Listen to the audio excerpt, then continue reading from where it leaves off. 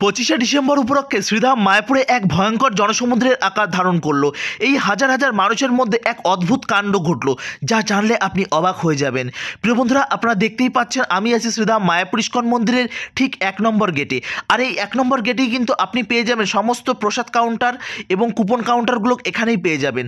আপনারা কি ভাবছেন এই 25শে ডিসেম্বর এবং যীশুখ্রিস্টের জন্মদিন, এই যীশুখ্রিস্টের জন্মদিন কি শ্রীধাম মায়াপুরে পালন করা হচ্ছে, এটা ভাবছেন তো? একদমই নয়। শ্রীধাম মায়াপুর ইস্কন মন্দিরে কখনোই যীশুখ্রিস্টের জন্মবার্ষিকী পালন করা হয় না।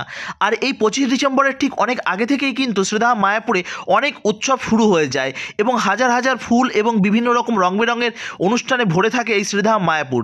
দেখতেই পাচ্ছেন আমি আছি এখন গীতা মেলা এবং ফুড ফেস্টিভ্যালে। আর এই 25শে ডিসেম্বর থেকেই কিন্তু প্রচুর ভক্ত সমাগম হয়ে থাকে শ্রীধাম মায়াপুরে। অনেকেই ভেবে থাকেন যে মায়াপুরে যাই না 25শে ডিসেম্বরে। 25শে ডিসেম্বরে কেন, আপনি বছরের যে কোনো দিন আসবেন, মায়াপুর কিন্তু ঠিক এমনভাবেই সেজে ওঠে। কিন্তু এই হাজার হাজার মানুষের মধ্যে একটু সাবধান থাকবেন, না হলে কিন্তু আপনার সঙ্গে ঘটে যেতে পারে অনেক বড়সড় দুর্ঘটনা।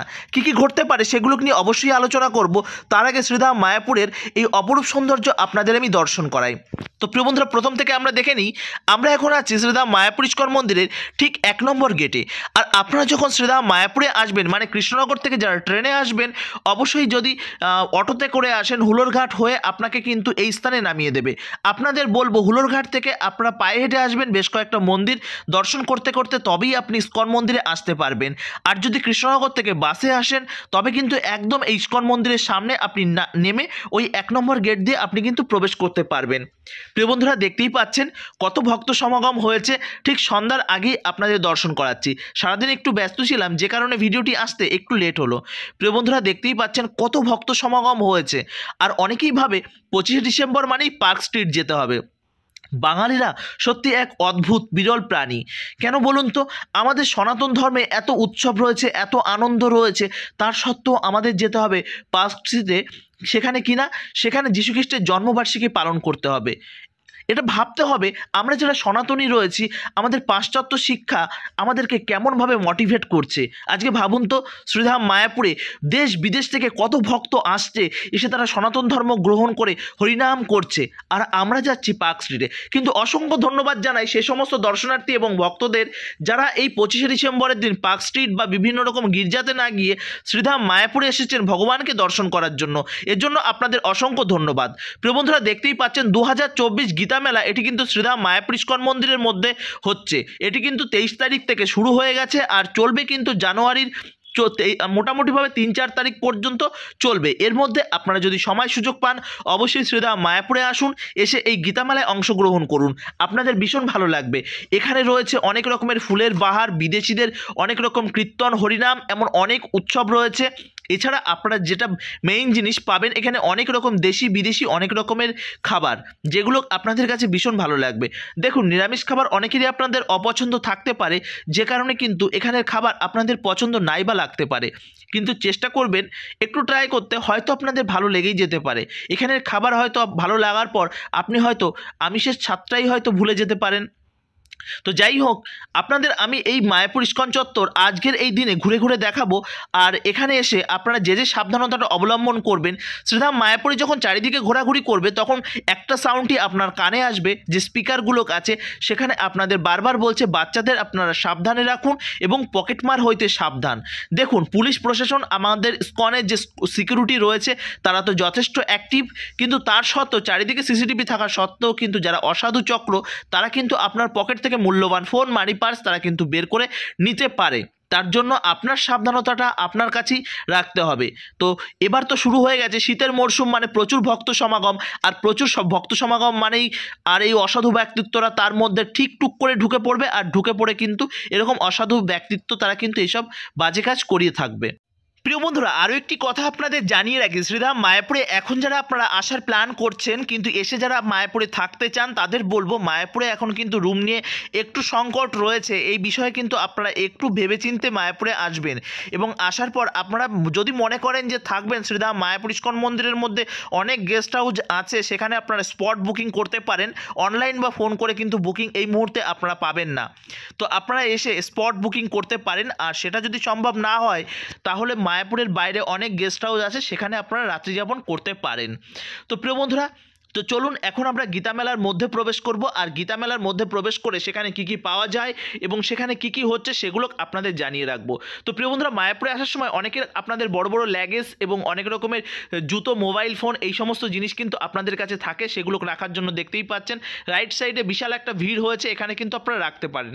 এরকম কাউন্টার কিন্তু মায়াপুরের মধ্যে 3 জায়গায় রয়েছে। এখানে একটা রয়েছে, এটা হচ্ছে রাধা মাধব মন্দিরের কাছে এই সাইডে, আর অপোজিট সাইডে যেখানে রয়েছে পঞ্চতত্ত্ব গেট, ওইদিকে সংকীর্তন বিল্ডিংয়ের ওইদিকে পার্কে যাওয়ার ওখানে আপনারা পেয়ে যাবেন, ওখানে একটা সেলফ আপনারা পেয়ে যাবেন। সেখানে স্ট্রং রুমে আপনাদের মোবাইল ফোন, আপনার ব্যাগ, এই সমস্ত জিনিস আপনারা রাখতে পারেন। এছাড়া প্রভুপাদ সমাধি মন্দিরের সামনেও পেয়ে যাবেন স্ট্রং রুম, সেখানে রেখে কিন্তু আপনারা নিশ্চিন্তে মায়াপুরটা ঘুরতে পারেন। তো চলুন 2024 গীতা মেলার মধ্যে আপনারা প্রবেশ করি। এটা হচ্ছে ঠিক মন্দিরের ঠিক পাশে। আপনারা যদি বুঝতে অসুবিধা হয়, যে কারোর কাছে সিকিউরিটির কাছে জিজ্ঞাসা করবেন, এবং যারা সাদা পোশাক এবং ব্রহ্মচারী রয়েছেন তাদের কাছে জিজ্ঞাসা করবেন যে গীতা মেলায় যাব, তারা কিন্তু দেখিয়ে দেবে। মেলাটি কিন্তু স্কন গ্রাউন্ডের মধ্যে গোবিন্দাস রেস্টুরেন্ট এবং রাধা মাধব মন্দিরের ঠিক মাঝখানে এই গীতা মেলাটি হয়ে থাকে। এটি কিন্তু এবছর প্রথম হচ্ছে এমনটা নয়, এটি কিন্তু প্রতি বছরই হয়ে থাকে। আর এখানে কিন্তু বিভিন্ন রকমের প্রোগ্রাম এবং বিভিন্ন রকম কীর্তন, ড্যান্স, এরকম অনেক রকমের জিনিস কিন্তু এখানে হয়ে থাকে।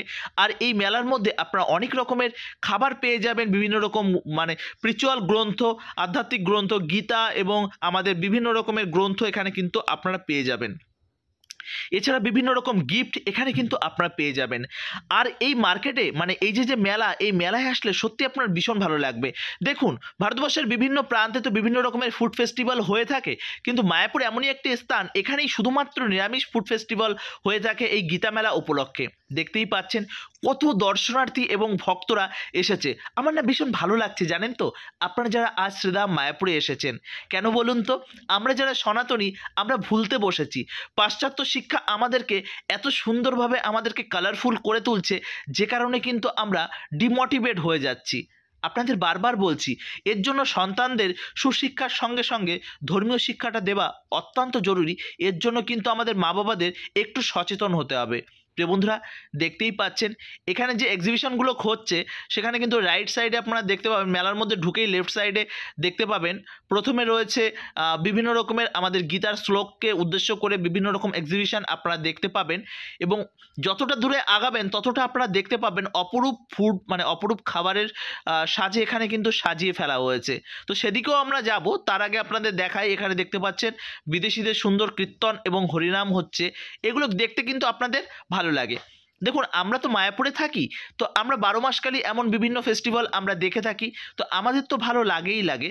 তো আপনারা যারা আসতে পারেন না তাদের জন্য, প্রিয় বন্ধুরা, দেখতেই পাচ্ছেন এখানে কিন্তু অনেক রকমের খাবারের স্টল রয়েছে।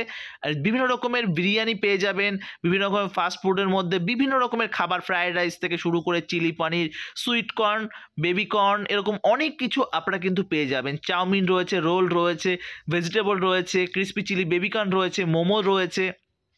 এবার আপনারা ভাবছেন যে মায়াপুরে আবার বিরিয়ানি বিক্রি হচ্ছে, এটা একটা কেমন একটা ব্যাপার হয়ে যাচ্ছে। দেখুন, এই যে জিনিসগুলো এখানে কিন্তু সম্পূর্ণ নিরামিষ, কারণ শ্রীধাম মায়াপুরে এমনই একটি স্থান, এখানে কিন্তু শুদ্ধ শাকাহারি, উইথআউট অনিয়ন গার্লিক, এখানে পেঁয়াজ রসুন পর্যন্ত ব্যবহার করা হয় না, ভাবুন তো। আর সেখানে আপনারা ভাবছেন এখানে উল্টোপাল্টা কিছু বিক্রি হচ্ছে, একদম নয়। এখানে যারা রয়েছে প্রত্যেকে ইসকনের ভক্ত, তারা কিন্তু দীক্ষিত ভক্ত, তারা কিন্তু সুন্দরভাবে তারা কিন্তু প্রত্যেকটা খাবার তারা কিন্তু সেল করছে। দেখতেই পাচ্ছেন কত সুন্দর সুন্দর চাউমিন এবং বিভিন্ন রকমের খাবার এখানে কিন্তু আপনারা পেয়ে যাবেন। এবার দেখুন, সবার তো আর ভালো লাগবে না, কারণ নিরামিষ খাবার সবার পছন্দ নয়, এটা অতি বাস্তব কথা।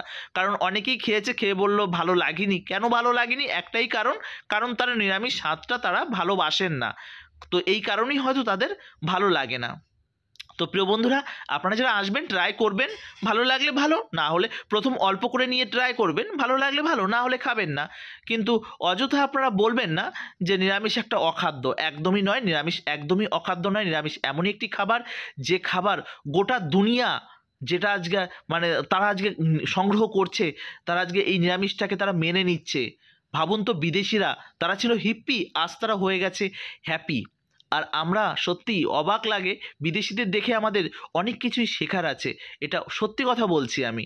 তো যাই হোক, চলুন এখন আরও কিছু স্টল আপনাদের দর্শন করাই। আর দর্শন করানোর পর আজকের ভিডিও আমি এই পর্যন্তই সমাপ্ত করব, এবং পরবর্তীতে আগামীকাল এবং পরশু পরপর আপনাদের সুন্দর সুন্দর ভিডিও আমি নিয়ে আসবো। তো ভালো থাকুন, সুস্থ থাকুন, আর এইভাবে মায়াপুর ব্লগের সঙ্গে জুড়ে থাকুন। আর এই মুহূর্তে যারা শ্রীধাম মায়াপুরে আসছেন না, অবশ্যই আমাদের ভিডিওটি তাদের সঙ্গে শেয়ার করে দেবেন, যাতে তাদের আসার জন্য আগ্রহ জাগে শ্রীধাম মায়াপুরে।